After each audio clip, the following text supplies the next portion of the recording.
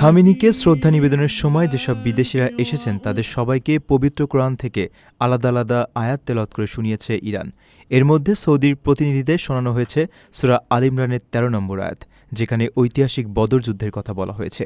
ওই যুদ্ধে আল্লাহর উপর ঈমান আনা বিশ্বাসী ও অবিশ্বাসীদের মধ্যে লড়াই হয়। এই আয়াতে মহান আল্লাহ তাআলা বলেছেন, তোমাদের জন্য অবশ্যই নিদর্শন আছে সেই দুদল সৈন্যের মধ্যে যারা পরস্পর প্রতিদ্বন্দ্বী রূপে দাঁড়িয়েছিল। একদল আল্লাহর পথে যুদ্ধ করেছিল এবং অপর দল ছিল কাফির। কাফিররা মুসলিমদেরকে প্রকাশ্যে চোখে দ্বিগুণ দেখছিল। আল্লাহ যাকে ইচ্ছে স্বীয় সাহায্যের দ্বারা শক্তিশালী করে থাকেন, নিশ্চয়ই এতে দৃষ্টিমানদের জন্য শিক্ষা রয়েছে। সংবাদ মাধ্যম ইরান ইন্টারন্যাশনাল জানিয়েছে, এই আয়াত শোনানোর মাধ্যমে ইরান সম্ভবত সৌদিকে বার্তা দেওয়ার চেষ্টা করেছে তারা আল্লাহর পথে আছে। অপরদিকে তাদের প্রতিদ্বন্দ্বীরা কাফিরদের পক্ষে অবস্থান নিয়েছে। এদিকে সৌদির প্রতিনিধিদের এই আয়াত শোনানোর বিষয়টি সামাজিক যোগাযোগ মাধ্যমে বেশ আলোচনা তৈরি করেছে।